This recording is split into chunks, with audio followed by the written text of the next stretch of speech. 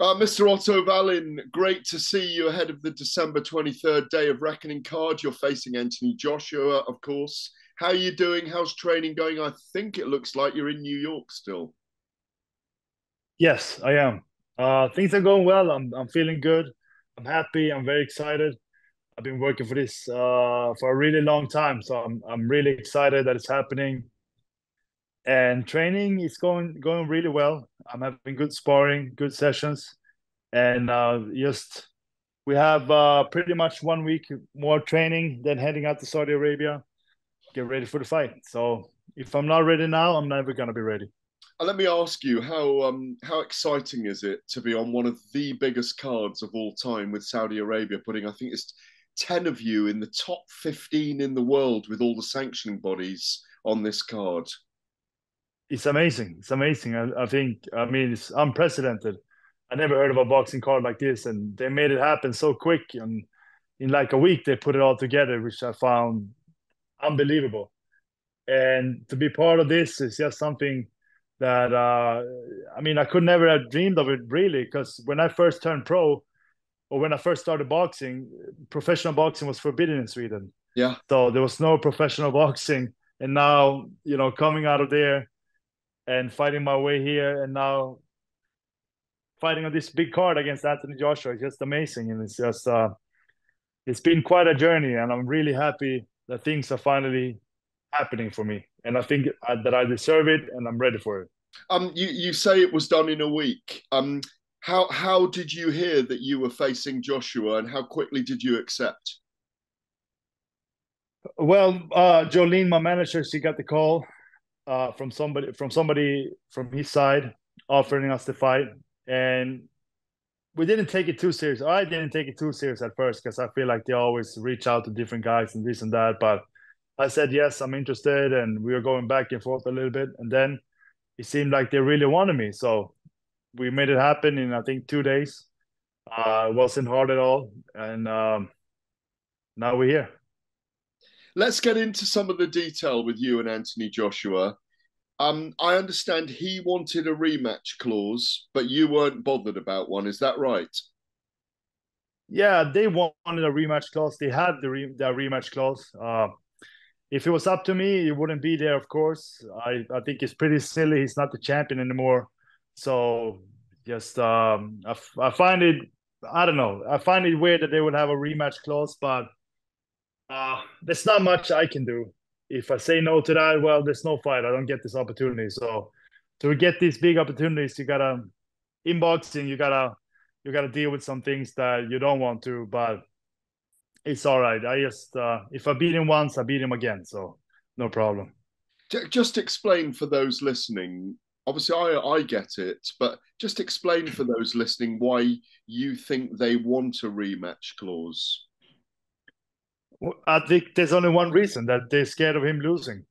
Because if they were so sure that he's gonna beat me, they wouldn't need a rematch clause. And the rematch clause is basically that it says that if I win the fight, he has the right to call for a rematch.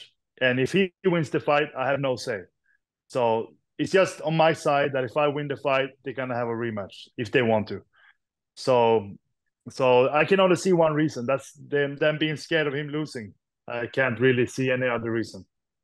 You fought him. I think you fought Joshua twice in the amateurs. No, Yes, one does that? time in Harrogate in London, and one time Sweden versus England, which was in Sweden.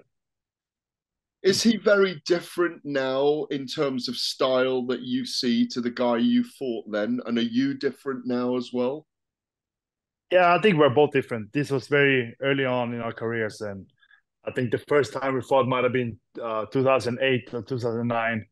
Then the next time, 2011, I think. So I think that he's developed a lot. I've developed a lot. I remember him back then. He was more of a seek and destroy kind of guy. He was strong, aggressive, and came to fight. I think now he's different. He's more technical. He he's not as sure of himself, and he feels. I think he feels that he's vulnerable. He's been beat by Ruiz, of course, stopped there, and beat by Usyk. So he's very aware now. and he knows that he's vulnerable. He knows that he can lose, and I feel like he's fighting now not to lose instead of fighting to win.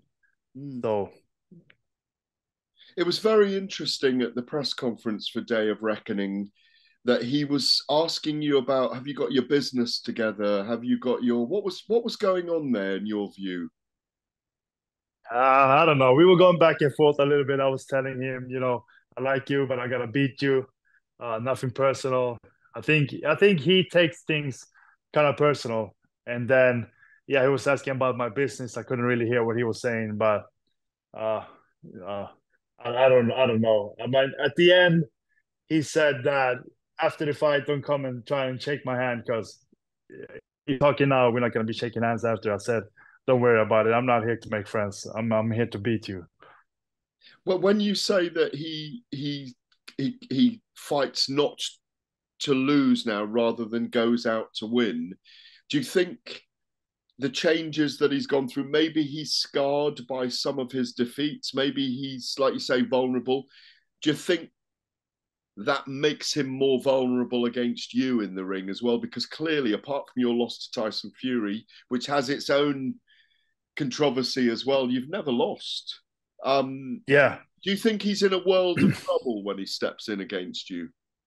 of course. I think that it was a mistake for them to take this fight. And on short notice, he's got a new trainer. And it's hard when you keep changing trainers. I never done it, but I know that I've been with my trainers for 10 years now, both of them. And we have a really good relationship. We trust each other in and out the ring. I trust them, they trust me. So when I've been told something about what to do, I know that I have to do that. But I think it's different if you have a new trainer every now and then. You go into the ring, you start getting hit, then the person in the corner telling you what to do, and you might not believe it or might not trust it 100%. I think that's a big problem. And I think for him, like we said, he is vulnerable. And I think before, when he was coming up, he was knocking everybody out. He probably felt like Superman, and everybody loved him, and that. And then he's lost, and people started to turn on him. So I think that's really hard, and I think he has too much pressure on his shoulders, and I think that's really what's bringing him down. Do you think the longer the fight goes on, obviously you're southpaw as well, and you can be very tricky. You've got a very long amateur pedigree. You've become better. I personally think you've become better and better as a boxer. And I've been around you. Obviously, I was there with you on press conference day. You exude a confidence. You are someone who I feel like you have nothing to lose every time you fight. Do you know what I mean? It's that you have that attitude. Yeah, You know, yeah. like a Viking, you go there out. It's Valhalla all the time, and do you think the longer this fight goes for him, the more that he may find himself very uncomfortable? Do you even think you may stop him? I think that he's gonna get more and more uncomfortable. If he comes out and tries to box, it's gonna be hard for him. I think even if he comes out being aggressive, that he's gonna start getting hit and start to doubting himself. So I have a really hard time. I don't know what kind of game plan they're gonna have. But like I say, I feel like if he's coming out to box, I feel like I'm the better boxer. So that's gonna be hard for him. He's gonna start getting hit, and I know he doesn't like getting hit, and he cares a lot about what people think about him and how he looks when he fights.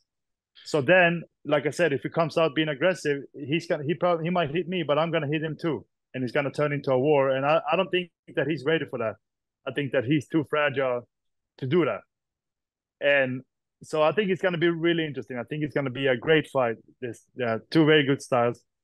But like you said, I mean, every time I fight, especially in this fight, I feel like I have nothing to lose. I feel like, I started boxing in Sweden in Sundsvall when professional boxing wasn't even allowed. So just to go from there. It's a journey. It's a great to journey. It's a great journey. Yeah, it really has been. I was 22. I was 20. Can I was 22 when I turned yeah, pro. carry on. Please carry on. I moved to Berlin. To Berlin, had a couple fights there. Then I moved to Denmark. I linked up with Joey Gamache, my trainer. Yeah. We were there for about 4 years in Copenhagen. Then he moved back to New York. Came with him here. We've been there for 6 years now. So it's been quite a journey. I mean, to start in a small town in Sweden where professional boxing is not even allowed, then to fight on this show in Saudi Arabia, and you know, to be had the chance to really cement myself as one of the best heavyweights in the world. It's just fantastic. Two very quick questions because I know my time is up. Who wins out of Wilder and Parker in your view? How do you see that? I see Wilder as the favorite, but I don't think it's going to be easy. I think that Parker, he's a good fighter. He has been active, whereas Wilder has not been active, and that might be a problem for Wilder. Yeah. But I think with Parker, he really has to let it all hang. He has to go after him. And I watched his fight yesterday with Joshua, and he's got to take it to Wilder, because if he stays on the outside, he's going to get knocked out. If you win, when you win, who do you chase next? Well, I want to fight for the title, so either Fury or Usyk. Unfortunately, we talked about that rematch, but if I can get around that, it would be Fury and Usyk. Final one. Francis Ngannou was made number 10 in the WBC. Based on his performance against Tyson Fury, does he deserve it? I don't know. I think he did an amazing job in that fight. I can't really believe even that he went 10 rounds. It's really amazing. I think that he did such a good job with somebody with limited boxing experience. So I'm not the one to tell, but I'm ranked before him. So as long as I'm that, I'm fine with it. Listen, it's great to see you. I look forward to seeing you out in Saudi Arabia in Fight Week. Thank you very much, Otto. Your time is appreciated. Thank you. You too. See you over there. Cheers, buddy.